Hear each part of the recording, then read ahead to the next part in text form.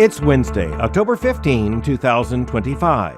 I'm Albert Mohler, and this is The Briefing, a daily analysis of news and events from a Christian worldview. Eric Kaufmann is himself a man of the left. He is a professor of politics at the University of Buckingham in England. He is also involved in a new report coming from the Center for Heterodox Social Science, published as a summary in UnHerd, which is a place you find some very interesting scientific reports. The title of the report is The Decline of Trans and Queer Identity Among Young Americans. And, as Eric Kaufmann tells us, the report shows that since 2023, quote, both trans and queer identification have dropped sharply within Generation Z, end quote. So let's just look at the numbers, or at least let's look at the pattern first of all, then we'll talk about what it means. The pattern is, and this is substantiated by surveys from groups like the Foundation for Individual Rights and Expression, that's FIRE, very well-known group. It conducts a very large survey of undergraduates in the United States.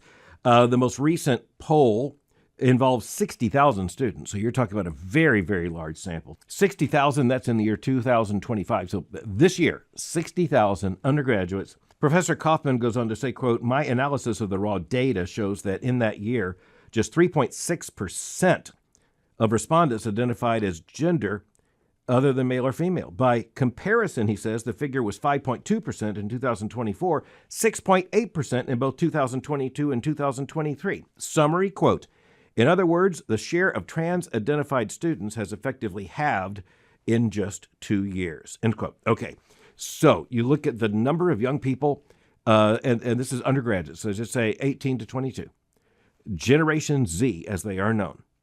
When they identify their gender identity, their sexual identity, the drop in those identifying as trans is remarkable. It's about a 50% drop in just a matter of a few years. And then Professor Kaufmann, looking at it, says the trend is particularly evident, quote, in elite institutions. He says this, Andover Phillips Academy, more commonly known as Phillips Andover Academy in suburban Boston, surveys over 3/4 of its students annually. Now, that's pretty amazing. You're talking here about 3/4 of the students being involved in the survey. In 2023, 9.2% identified as neither male nor female. Little irony here, the school was started as an elite boys' school back when people knew who boys were. But nonetheless, this particular school and its student body, we're told that the number has crashed to just 3%. So we're not talking about halved here. 9.2% in 2023, 3% in 2025. All right. By the way, Phillips Andover Academy, or Phillips Academy at Andover, founded in 1778, one of the most prestigious and elite of the historic boys' schools, is now co-ed. It was exclusively a school for the boys of the American elite for most of its history. And how elite? Well, just to give you two interesting alumni, former President George H.W. Bush and former President George W. Bush. Similar schools educated the Roosevelts and so many others. The elite of the elite. And they're quite competitive, by the way, amongst themselves. So this is, even now, it's co-ed, it's very progressive, very liberal, started in conservative Calvinist roots, basically an offshoot of one expression of Puritanism. Let's just say they got over that a long time ago. But the interesting thing is that among these elite teenagers, so these are younger than college students, you're talking about high school students, the number has dropped precipitously. The percentage has dropped from 9.2% in just 2 years to only about 3%. All right, so those are the numbers. And so we're looking at a very wide, just incredibly broad, comprehensive survey from FIRE, and we're looking at one that's far narrower. We're looking at Phillips Andover. Professor Kaufmann, again, who identifies as a man of the left, he says this is a big trend that we ought to notice. And it tells us something about what's going on in the trajectory of the culture. He gives us some other interesting comments in the research. Quote, more surveys ask about sexual orientation than gender identity. And while there is a broader spread of data points, the basic pattern looks similar, rising nonconformity from 2010 to 2023, with a near 10-point return to the norm in the ensuing 2 years in most data sets. Okay, so something's going on in the culture. One of the things we have talked about over the course of the last several years is the fact that much of this deviation from sexual norms and gender norms is driven by peer pressure. It is, for one thing, evidently a contagion, a specific kind of contagion. I don't mean physical as in germs. this is what we refer to as a social contagion.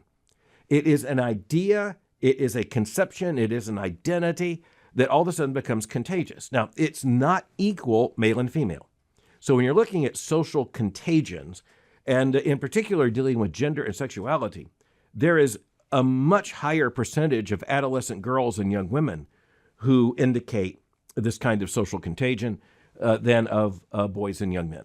And the biggest way to see it is that when you have a social contagion like this, you have a large number of girls who know each other in a peer group who tend all of a sudden to show up with some very similar patterns of deviance from the norm.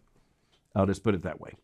And, I think this has to do with some fundamental differences between male and female. And by that, I mean male, M-A-L-E, female, F-E-M-A-L-E. We know the categories here.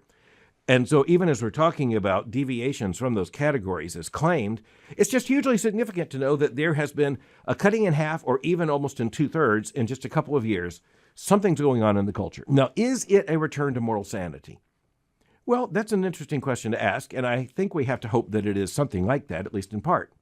I think when we look at the larger culture and we look at, for instance, the left pushing LGBTQ really, really hard, it turns out, as is made explicit in this article, that younger students, quote, are less BTQ than older students in their colleges. And Kaufmann says that is a sign that fashions are changing, end quote. Okay, wow. He dropped a bomb there. Did you hear it? The word fashion. Fashions are changing. So what is that admitting? What's the huge admission in that? And I'm not just putting it on this author. I think he's using this language because it's out there in the culture. Those who use it are really admitting that a lot of this that is claimed to be based upon immutable identity and all the rest, clearly it is something susceptible to social contagion. Clearly it is, at least in some cases, a fashion. It is popular. You're unpopular, you want to be popular in a peer group? Well, adopt an LGBTQ identity. And then all of a sudden, you're a protected class, and in one sense, you're famous. But fashions change. And that's particularly true. Just think of fashion in terms of the most classic expression, meaning how we dress.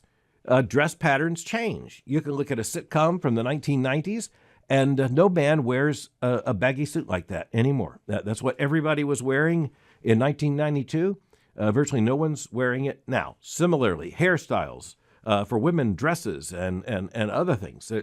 Fashion is fashion. And by definition, fashion is expressive of a contemporary moment. It doesn't last.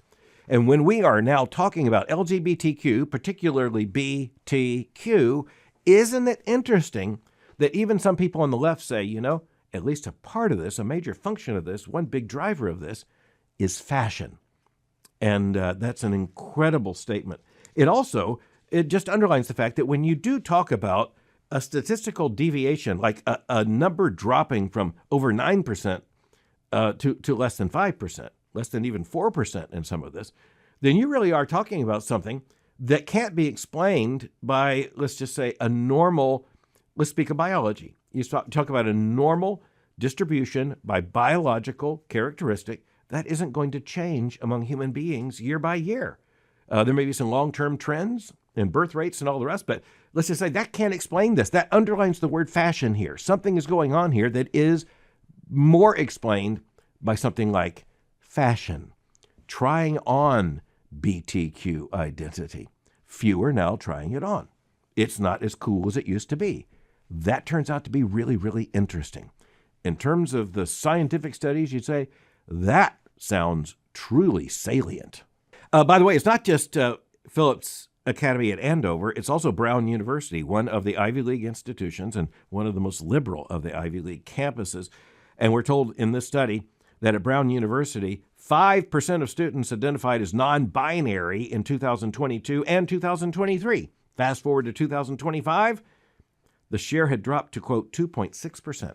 So, massive reduction. Now, is this a permanent trend? Well, you can't count on it. If it's a fashion, then it could come in fashion and then go out of fashion. This is where Christians have to come back and say, this is in one sense reassurance of the fact that this isn't ontological, that this kind of gender confusion, this kind of so-called non-binary gender identity or the whole transgender phenomenon, that's increasingly, it's being now admitted, not so much something that can be reduced to biology at all.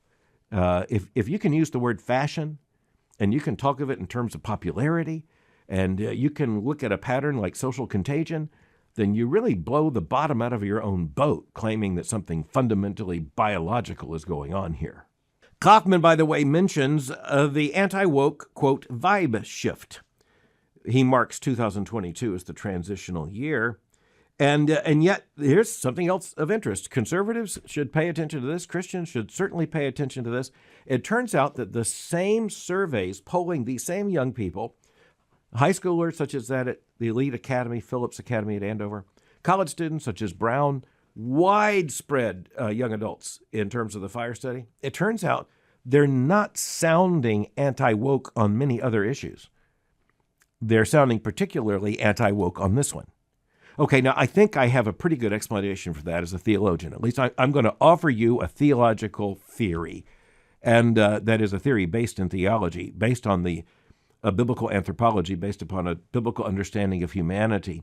My guess is that especially if you're a high school teenager or you're a college-age young adult, figuring out if you're male or female is a pretty high priority. And wondering if this is rooted in biology or something else, that's a pretty high priority.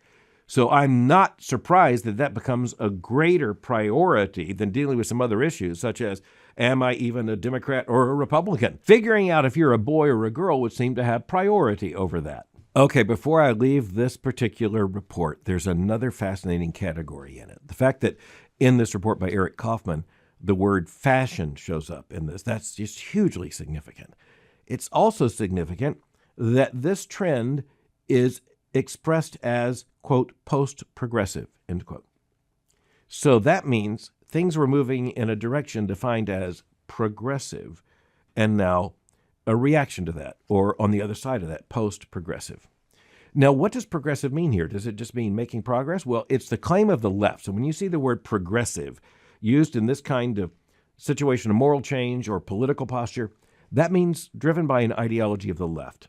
It is described as progressive because the left, the secular left in particular's view of history, is that it is an unfolding. This is going back all the way back to the German philosopher Hegel in his unfolding of history. You have to realize that so many of the people on the left, they genuinely believe that this is just how their worldview is set. They genuinely believe that history unfolds in an ever-ceasing leftist direction over time. And that's one of the reasons why they say, look at the 20th century. Divorce laws, they came, and then birth control laws came, and then legalized abortion came, and then the gay rights movement came, and then same-sex marriage came. It's just a line, a trajectory. And, you know, one of the things that befuddles them at the present, and frankly is more than that, it infuriates so many people on the left, is that at least right now, something is happening that indicates that same arc is at least not progressing at the same velocity. So as a conservative, I want to say, I am not at all certain that the trajectory has changed. I do believe that the momentum has changed. And that presents us with an opportunity. And you know, anytime the truth shows up in increased clarity, Christians say that's a good thing.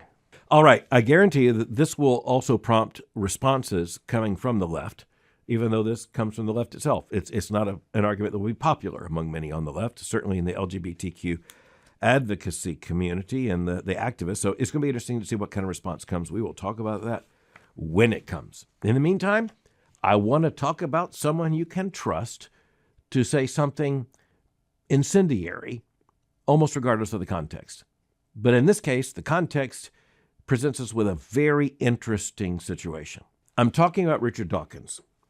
He retired from Oxford University and its faculty as one of the best-known biological scientists in the world, and almost assuredly the best-known aggressive atheist in the world.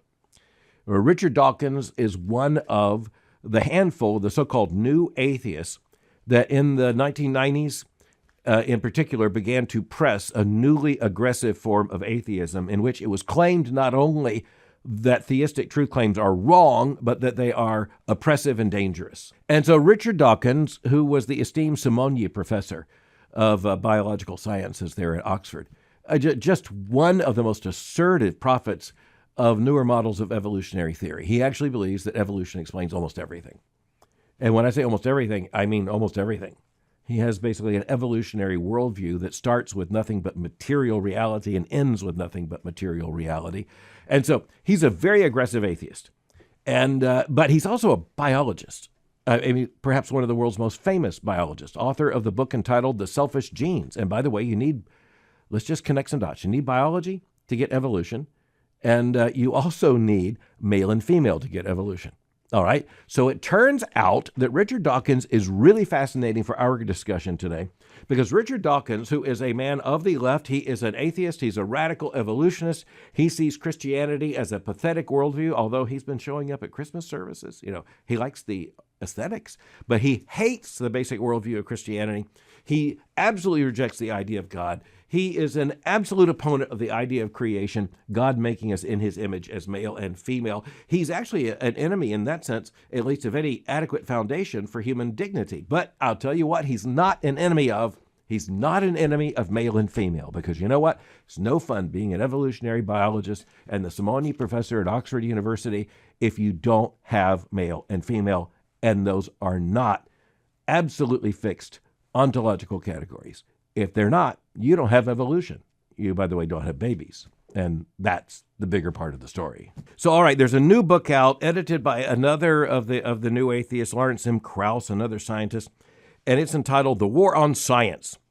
And it came out first in Great Britain, and I had to get a hold of it. I did. Okay, so Richard Dawkins has a chapter in it. The chapter is entitled Scientific Truth Stands Above Human Feelings in Politics. Okay, now I guess he wouldn't mind if we put fashion in there as well.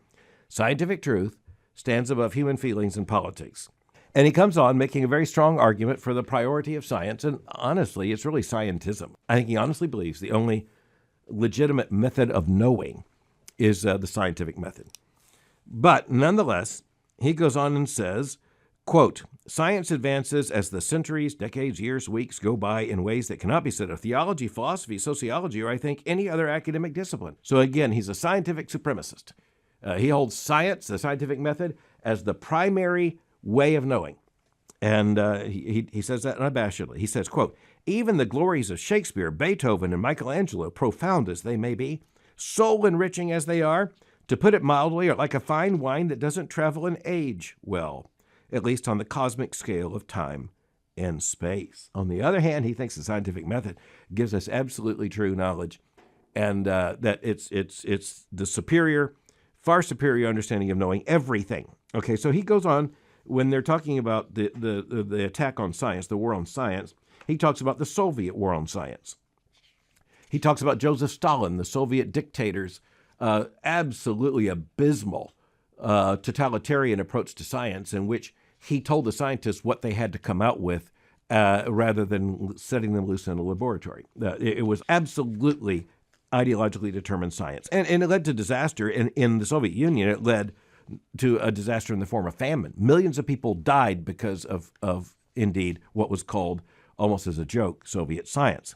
But all right, you also have Richard Dawkins come out in this chapter against those who used to be called postmodernists or the social constructivists. He comes out saying, there's some people who just say that truth doesn't exist, that it's all socially constructed, and he says, the cell isn't socially constructed. The cell is a thing. The thing is a biological thing.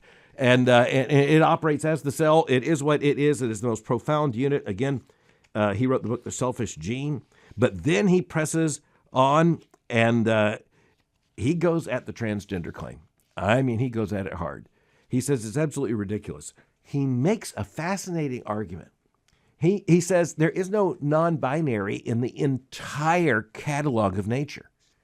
He says you can't find non-binary anywhere. He says there's no third thing between male and female. Now, there may be some individual mutations in terms of genetic patterns, but surviving, and again, he's only concerned about reproduction. He's only concerned about evolution. He says, here's the deal. You have a sperm and an egg, nothing in between. Let's just say a sperm is it's not gender non-binary. It's male. An egg is not gender non-binary. It's female. And you either have a sperm or an egg. You don't have something in the middle, because there isn't anything in the middle. So as he's saying, reproductive cells are, by definition, profoundly binary. There is absolutely zero non-binary. He cites some of the new gender theorists about a sexual continuum, and he says there isn't any such thing. The chance of any such thing existing is, as he writes, precisely zero. Furthermore, he says the genetic structure is absolutely fixed. He writes this, quote, "In humans, one look at a newborn baby is nearly always enough to clinch it." But then he says this, even if it occasionally isn't, the genetic structure remains unshaken. So as I've said, he goes at this really hard. He goes at everything hard. When he argues against us, he argues with very, very strong language. In this case, he's arguing against transgender identity. Remember, his worldview is evolution, period. That requires reproduction. That means male and female, certainly for mammals. And again, he says it's reproductive cells, and the reproductive cells are not in between. They're one or the other. And thus he says here, when a baby's born, you can generally take one look and say, that's what that is. If not, it's a deviation from the norm, and it still doesn't change the fact that it's going to be carrying either a sperm or an egg. And so that's the bottom line. And then he talks about social construction, again, the postmodernist thing, and he says that's what people are doing. They've made gender into something that's not based in reality. It's not based in biology. As we say theologically, it's not based in ontology. He says this, maybe they've sincerely bought into the superstition that uttering the magic incantation, "I am a woman," he means as a man, saying "I'm a woman," quote, "turns you into one like a pumpkin turning into Cinderella's coach," end quote. He also goes at fellow scientists, the ones who may be working in universities right now, and he says they're kowtowing to what he describes as the kids, meaning the students, because they want to curry favor with them.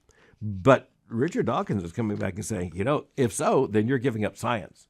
You just want to placate the kids. You're not really doing science anymore. He actually refers to woke, interestingly, in ways I think a lot of conservative Christians are going to say, Richard, you're absolutely right. He talks about a theology of woke. He says that it has taken on a theological tone among those on the left. To his credit, Richard Dawkins, rather bravely in this case, walks in to the controversy and says, men ought not to be in women's changing rooms, and biological males don't belong in female spaces.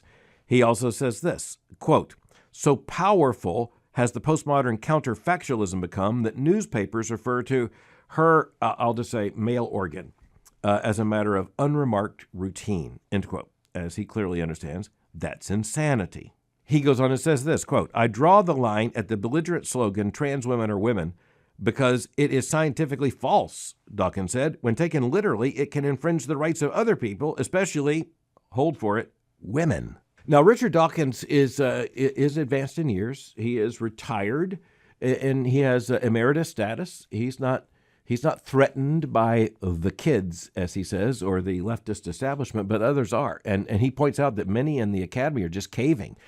Many people who know better, he says, are simply caving. And he said that the trans activist community, he told the Telegraph in London, that it's become, quote, "astonishingly vicious," going after people's jobs and all the rest. And he said publishers are being bullied. Politicians are being bullied. Academics are being bullied. It's also, I think, very interesting to know that what Richard Dawkins is doing here is he's trying to sound an alarm in two places. He's trying to sound an alarm in the scientific community. They're coming for us. They're coming for the very idea of science, he says. They're even coming for evolution. You can't fit the trans stuff into evolution. You can't fit the trans stuff, by the way, into human reproduction. You can't fit it into the need for a male cell and a female cell in reproduction. And as Dawkins says, there is nothing in between. People can say they're non-binary and they have a gender identity somewhere between male and female. And Dawkins just says, well, you know what? Your reproductive cells don't. So speaking of common cause and even common perception, common understanding, it's really interesting that Lawrence Krauss, the scientist who's the editor of this book, and then Richard Dawkins, the most famous author in the book, most famous scientist, it's really interesting that both of them come out as declared enemies of DEI. DEI, diversity, equity, inclusion, so big in the left, so prevalent on college campuses. And by the way, even as the Trump administration has been pushing back on this, also conservative donors and others, the fact is that a lot of it's just being rebranded, relabeled. They're dropping D and E and I, and they're calling it something else, human harmony or something, whatever they want to call it. They're just rebranding it. But it is really interesting in terms of common cause that these two scientists, and then others in the book as well, they're pressing back. After all, they're talking about the war on science. And the war on science is, I think Richard Dawkins would say there are times in which he would make complaints against conservatives, in particular Christian conservatives. Obviously, we disagree on fundamental issues, profoundly on evolution and the origin of the entire cosmos and the origin of human beings. But you know what? It is interesting that the five-alarm fire right now, when it comes to scientists like Richard Dawkins and Lawrence Krauss, it's not any kind of threat from the right. It is the threat from the DEI, LGBTQ, ESG left. One final word on this. I just find it very interesting, the clarity that Richard Dawkins brings to this argument when he says, when it comes to reproductive cells, there is nothing between male and female. Nothing as a third thing between a sperm and an egg. It's one or the other every single time. Of course, we as Christians would say that's creation order. That's reality as God made it. It is, it's just reality as it is. Thanks for listening to The Briefing. For more information, go to my website at albertmohler.com. You can follow me on X or Twitter by going to x.com/Albert Mohler. For information on the Southern Baptist Theological Seminary, go to sbts.edu. For information on Boyce College, just go to boycecollege.com. I'll meet you again tomorrow for The Briefing.